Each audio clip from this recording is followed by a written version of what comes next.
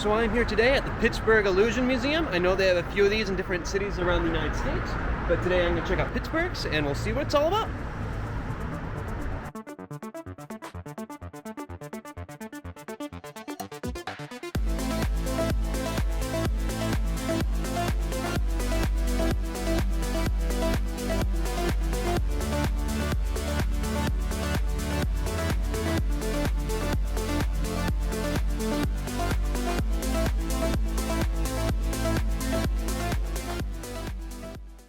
So they figured out how to do this trick because basically there's a strobe light in here and they're spinning something really fast. And the eye can only see like a certain amount of frames per second. So this is playing off of that where it looks like it's basically just, it's one object that's like growing or something, but really it's just being spun. Like I guess you can kind of see it right now, and yeah, I guess you can see it now. But yeah, that was all one object. It looked like it was like moving and morphing, which I think is so cool.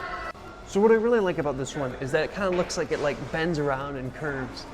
I mean, it's just amazing however they do that. Like it just looks like it goes on forever. Like there's really just like almost like a portal, just you can just reach through and just climb in there. But I know it's really just a big mirror, but I think that is really awesome. Oh, but this is sweet.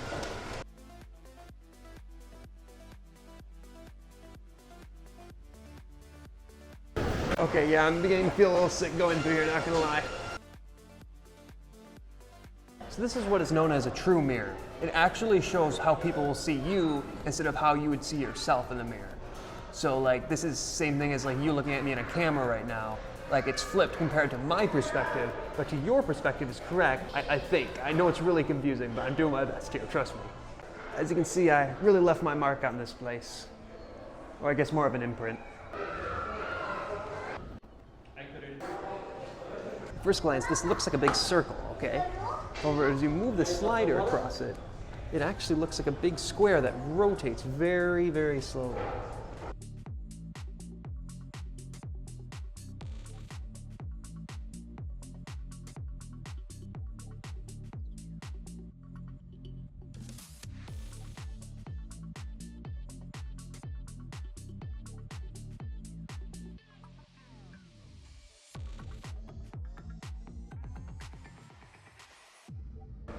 All right, so this is what is known as an Ames Room.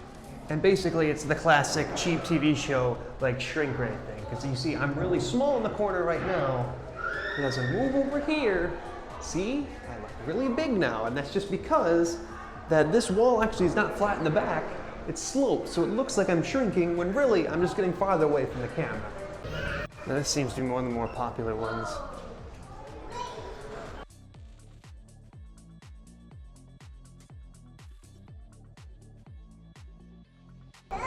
Cool, right? So it's supposed to be if you stare at this one for long enough, the circles will look like they're spinning. Oh gosh, yeah, I'm seeing that through the camera. Okay, I gotta stop looking at it right now. Now sometimes they call people metaphorically impossible, but this triangle is actually impossible. It's because if you look at it, all the angles cannot work this way because they all have to be pointing outward, even though it couldn't work because this one's inward, and it's just confusing. It's impossible, that's the point.